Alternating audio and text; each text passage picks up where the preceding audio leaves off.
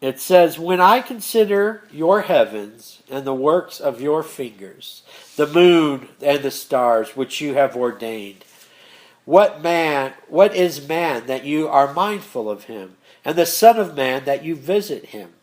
For you have made him a little lower than the angels, and you have crowned him with glory and honor.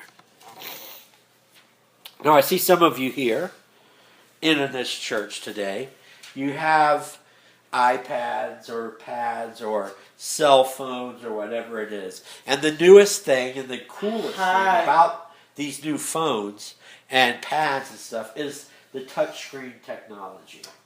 It's really cool. You can swipe here, touch that. You know, it just makes things a little more efficient. Now you can buy computer screens that are touchscreen as well. So you can do all of these things with just the tip of your fingers. Now this is the Bible that was written many, many moons ago, I guess you could say. And what is it in this verse 3 that it says? When I consider your heavens and the works of your fingers, the moons and the stars which you have ordained. Your fingers popped into my mind. Now we have a God, an amazing God. And I think back and perhaps when God was creating the heavens and the earth. Imagine God's touchscreen.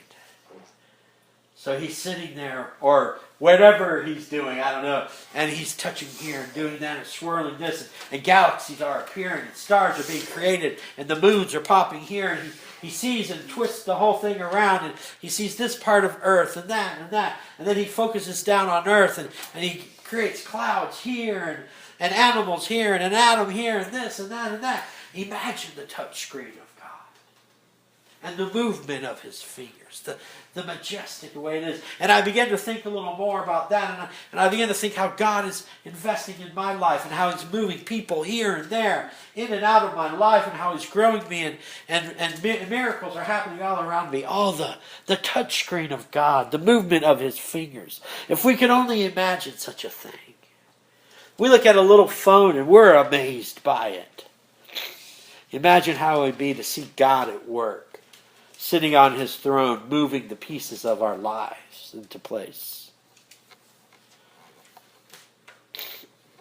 And then in verse 4 it says, what is a man that you are mindful of him, and the Son of Man that you visit him? God thinks of us. Sometimes it may not feel like it. Sometimes we may feel alone, or so busy, or like we're not a part of anything. But God thinks of us. We're a part of his creation plan.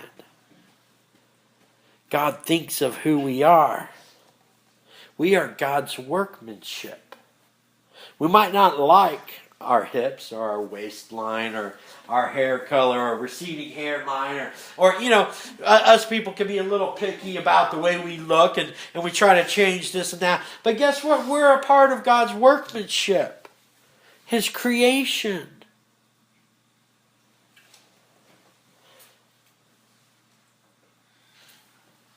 Verse 5 says, you have made him a little lower than angels. They're talking about us. They're talking about each of us here in this room. I am significant to God.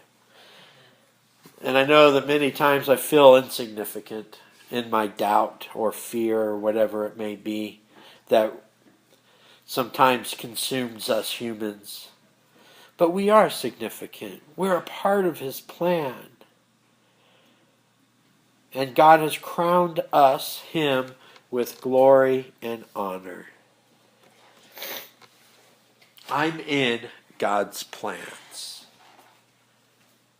I'm in his plans. It may seem like sometimes we're just going through the processes of life. We get up, we go to school, we graduate school, we find a girlfriend or a boyfriend. Hopefully we get married, we have a few kids, we work all the time, we save a little money, we get sick and we die. Sometimes it seems like that might be what we're experiencing. But I can tell you, along that journey of your life, you made somebody laugh. You made somebody cry. You lifted somebody up. You shared an encouraging word with somebody along the way.